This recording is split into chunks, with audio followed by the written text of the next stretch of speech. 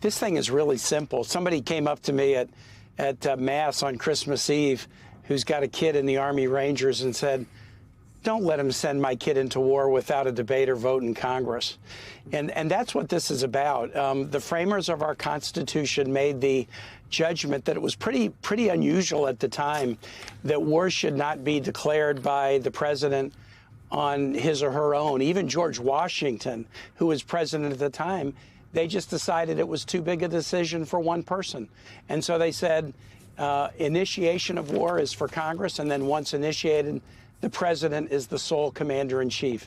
President Trump wants to make Congress irrelevant on spending decisions, on nominations, on a whole series of things, but especially he wants to make us irrelevant about the use of our sons and daughters in war. And he wants to be able to use them as a palace guard and have them do military actions against Iran or Nigeria or Venezuela, or I guess coming up, Cuba or Greenland or Colombia or Mexico.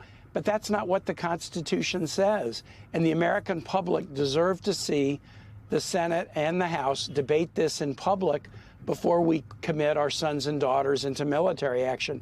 That's all I'm trying to do. And the Republicans who voted with my amendment last week are just standing up for the basic proposition that our sons and daughters shouldn't go into war on a presidential say-so.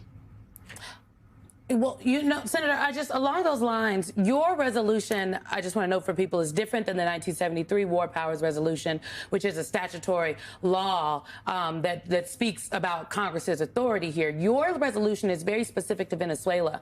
And you just mentioned many of the other places that the president has telegraphed, I'm just going to say, his strategy on what he would like to do next.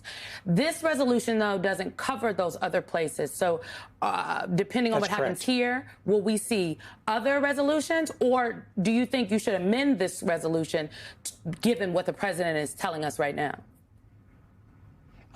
Simone, here's my thought. You will see other resolutions.